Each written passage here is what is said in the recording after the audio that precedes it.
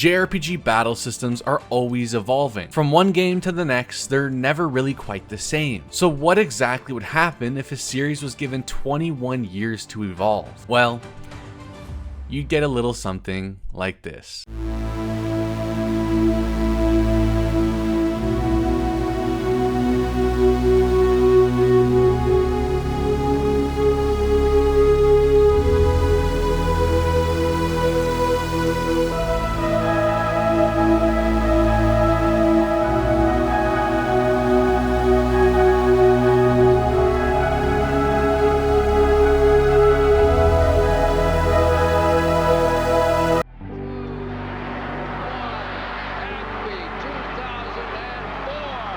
The year is 2004. GTA San Andreas is topping charts, and Sony just released the PSP. And on June 24th, Falcom released Trails in the Sky FC on Windows. Nobody knew it then, but this was the start of a battle system that would evolve over the next 20 years. But to understand just how far Trails has come today, we have to go back to the basics. Trails in the Sky FC wasn't anything like the JRPGs of its time. By 2004, almost every major JRPG had already moved on to full 3D graphics. And then here was Sky FC sticking with this older isometric look. So at first glance, it might have looked like an older or lower budget game, but that couldn't be farther from the truth. Because underneath that simple look was one of the most unique hybrid battle systems of the era. And for anyone who actually got to play FC back then, they knew immediately that this game was different, this game was special. So what made Sky FC's battle system so unique? Well, it was this blend of strategy RPG and JRPG mechanics that really elevated its gameplay. First of all, we had the AT bar. Similar to games like Final Fantasy X, Sky FC featured an active timeline showing exactly when every character and enemy would act. This meant a large focus of the combat was to manipulate time, delay an enemy, speed up an ally, steal a critical hit, or just interrupt a spell. Suddenly, every turn mattered in a way that not every JRPG could offer. Timing became this crucial element, but timing wasn't everything because there was also positioning. Unlike your typical JRPG where you stand in a line, Sky FC decided to lean more into the SRPG genre with its grid-based movement system. All of a sudden, positionals mattered just as much as timing did. Avoiding AoEs, lining up your arts, or just controlling space like you're playing Final Fantasy Tactics. It wasn't just attack from the menu, it brought a whole new element into play. Positioning definitely set the stage, but the real strategy came from knowing how to act. For attacking, you had 4 primary options. First was your basic single attack. Second was your arts, powerful spells that required time to cast. Third was your crafts, instant techniques that required CP to use, a resource that grew as you took and dealt damage. And your fourth and final option, S-breaks. These were essentially ultimate moves that required the same CP as crafts. And this exact system is what made every battle in FC so memorable. Every turn felt tense, every move mattered. It was just this perfect blend of mechanics. This was the foundation of Sky FC's battle system. The same foundation I immediately fell in love with, and the same foundation that would go on to influence 12 more games in the saga.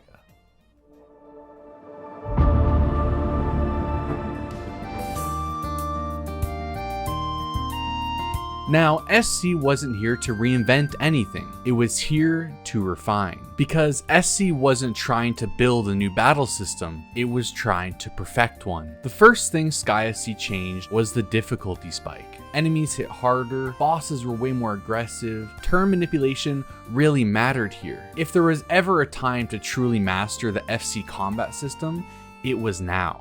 SC basically just throws you in the deep end and hopes you figure it out. And honestly, that alone makes the combat feel completely different. Now, of course, they wouldn't just completely abandon you. You get new crafts, new S-crafts, and the big new addition, chain crafts. Chain crafts let you link multiple party members together into one synchronized attack. It wasn't the flashiest system, and honestly, I rarely used it, but it was there. SC also introduced new high-tier arts, and this would become a Trails tradition moving forward. These arts hit harder, hit wider, and required much deeper court setups. For the first time, Arts focused builds actually felt like full builds, not just pick the strongest spell and wait. This was Falcom starting to push late game combat depth, especially during SC's brutal final chapters. So while Sky SC didn't completely reinvent the wheel or create a new foundation, it took FC's combat and pushed it to its highest possible limits, or so we thought.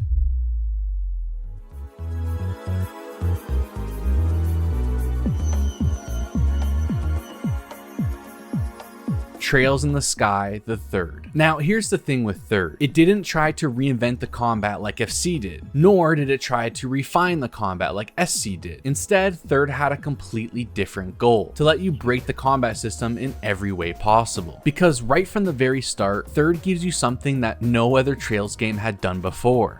Full endgame content from start to finish. Your characters start at level 90, most orbment slots are already unlocked, and it's incredibly easy to grab some of the strongest court setups from the previous games. This alone completely changed the flow of the combat. There was a level of variety never seen in a Trails game before, and with the massive roster of playable characters, the combinations really felt endless. But this wasn't the only way that Sky Third added variety, because it also expanded the AT bar. Previously in Sky FC and SC, there would be bonuses that appeared on the AT bar, such as criticals, strength up, and HP heals. Sky Third expanded on this idea, adding new ones such as instant death, immunity, double turns, and more. AT bar bonuses went from being a nice little bonus to completely changing the tide of a battle. It's these little additions that ensured Sky Third wasn't your traditional sequel. It's a sandbox, a testing ground, a place to push the Trails battle system to its absolute limits. Leaving no room for growth, the only option Falcom had left was to reinvent once again. We're entering a new decade, and with it, gone are the days of Trails games launching first on Windows. Instead, Trails from Zero arrives on September 30th for the PlayStation Portable, and with it comes Falcom's first true reinvention of the battle system. Where Sky Third lets you run wild with full endgame power, Zero pulls everything way back. Similar to FC, combat became tight, clean, and grounded again. The first major change was the AT bar. For the most part, the wild bonuses from Sky Third were gone, replaced with the basics, healing, critical, and rush. However, Zero introduces a brand new bonus, Team Rush, a refined, more controlled version of the chain crafts from previous games. Some of the crazier effects like Death Blow, Guard, and Vanish still exist, but only inside certain dungeons. The next major addition was combo crafts. Throughout the story, you would unlock new abilities that pair two party members together for these unique, powerful techniques. Instead of the old, plain chain crafts, Zero introduced 10 brand new combo crafts that could completely dominate the field. Zero's combat wasn't the flashiest or the most broken, instead it was controlled, methodical, and the foundation for this new mini Crossbell era. Rather than focusing on one or two strong characters, Zero emphasized teamwork across all 4 party members. And that design philosophy would continue as it came time to upgrade the combat system for endgame.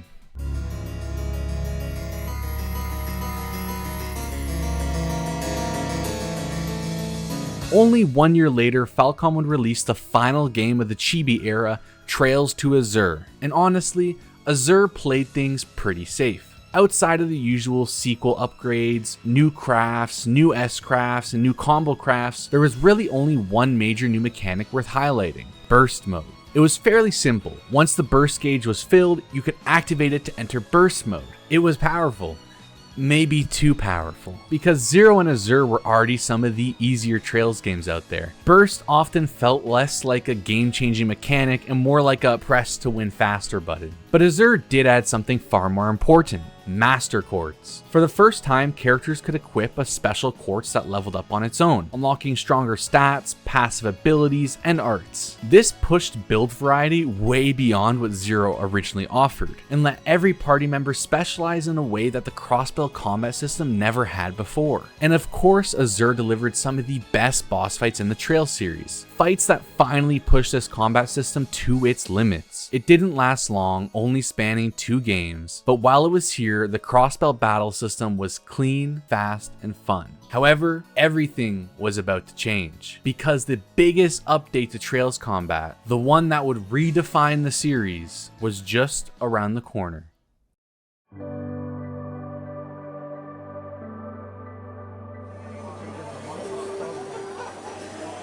PlayStation Nation for the players.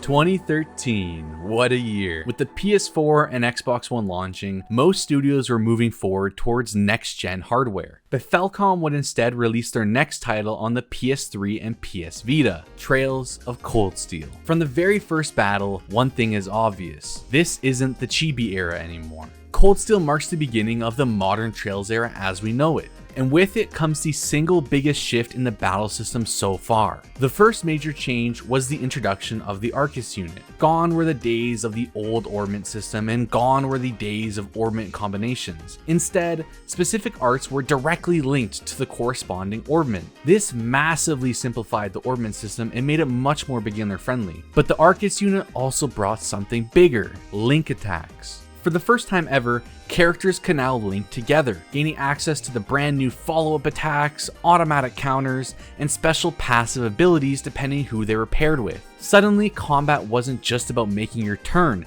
it became about synergy, building bonds, raising link levels, and fighting as a coordinated team. But even this wasn't the biggest change. The true revolution was the removal of the grid-based system. By this point, Trails had fully let go of its SRPG roots in favor of a more traditional JRPG-style battlefield. The arena was now a circle, opening new movement strategies and speeding combat up dramatically.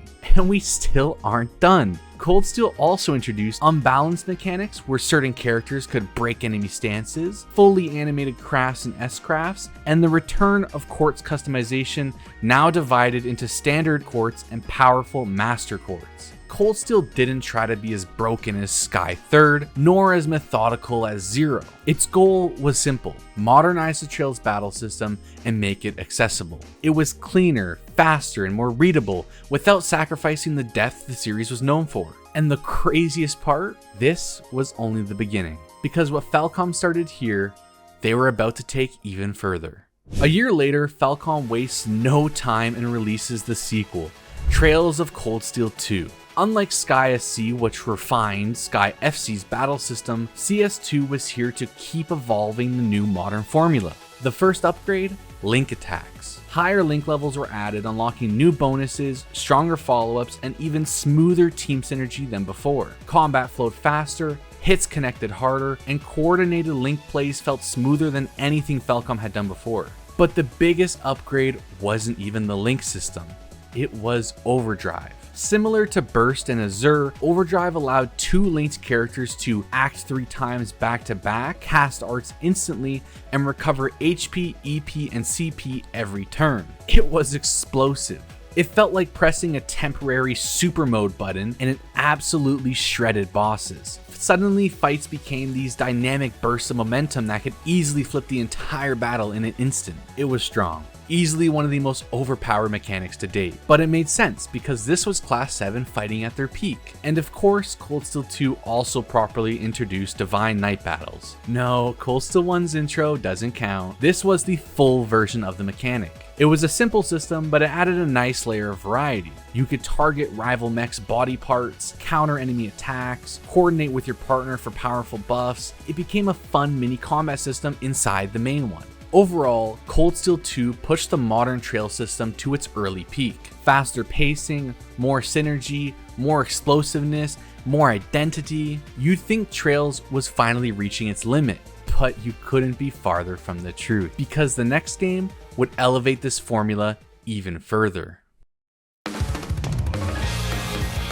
It's been 3 years since Cold Steel 2, and Falcom is finally ready to take Trails combat into the true modern era. On September 28th, Trails of Cold Steel 3 released for the PlayStation 4, and right from the very first tutorial battle, it was obvious. Falcom had rebuilt the combat system again, but this time, instead of reinventing, they refined, streamlined, and supercharged everything Cold Steel had built so far. For the first time ever, every enemy had a break bar beneath their health. Fulfilling it wasn't just a bonus, it became the core mechanic of CS3's combat. Once an enemy broke, they were stunned, their AT delay skyrocketed, every hit dealt bonus damage, and it granted a guaranteed follow-up attack for your Link teammate. Yes, Links were still in this game, but they were reworked. Follow-up attacks, counters, and bonuses were all streamlined, removing clutter and making combat feel smoother and faster. Then came one of the most important and overpowered mechanics to date, Brave Orders. For the first time, you could activate party-wide buffs without spending a turn. Damage reduction, CP regen, speed boosts, even full party critical hits. Orders were basically Trail's answer to party stance systems, and they were ridiculously strong.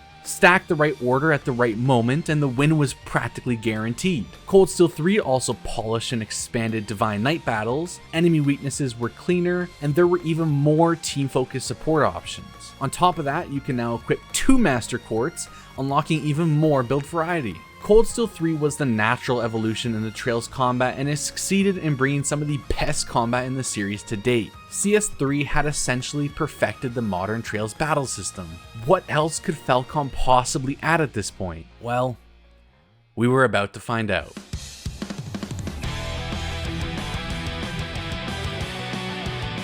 Just 1 year later, Falcom released Trails of Cold Steel 4 on the PlayStation 4, bringing the modern Trails combat system into its most epic setting yet. From the start, it was immediately clear, this game was massive.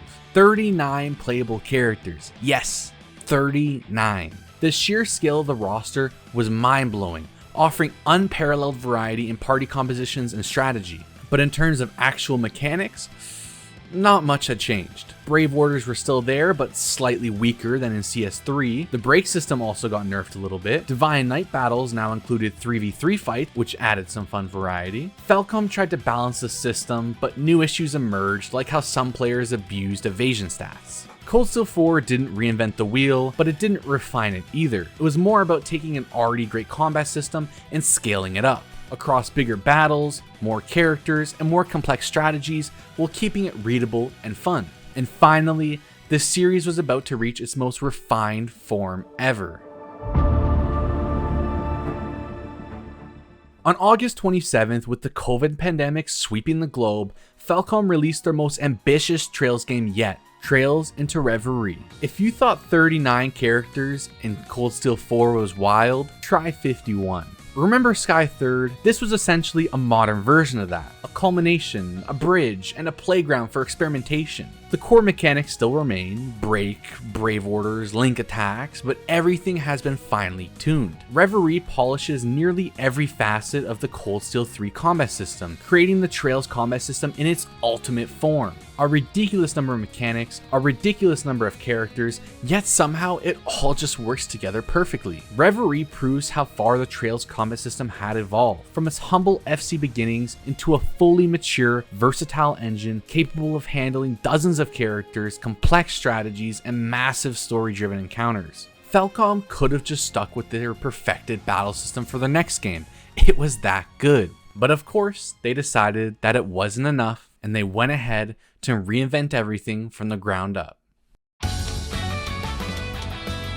After Reverie, you might have thought that Falcom had finally perfected the Trails combat system, but no, they decided it was time to reinvent the wheel again. Only 1 year later, after Reverie, built on a brand new engine, came Trails Through Daybreak. This wasn't just an evolution, it was a fresh start, reminiscent of FC, Zero, and Cold Steel 1. The combat system was completely overhauled into a hybrid style, blending hack and slash field battles with traditional turn-based combat. The new meta, break an enemy in real time with hack and slash attacks, then switch to turn-based combat to finish them off. And the freedom doesn't stop there. During turn-based battles, you can now move freely around the arena, a liberating mechanic that I wish every JRPG offered. It feels just as satisfying as the combat in Yakuza Infinite Wealth. Hack and slash itself is simple but satisfying. Light attacks, heavy charge attacks, and dodges. The orbment system has also been completely reimagined, and I think it's the best version yet. Orbment combos from the Sky days make this one of the most fun to customize systems ever, but it's also really easy to break if you get creative. Also, the link system is now distance-based. Stay close to your teammates and you gain link bonuses automatically, adding another layer of tactical positioning and synergy. Overall, if there's one word to describe the Daybreak combat system, it's free. freedom. Freedom to customize, freedom to move,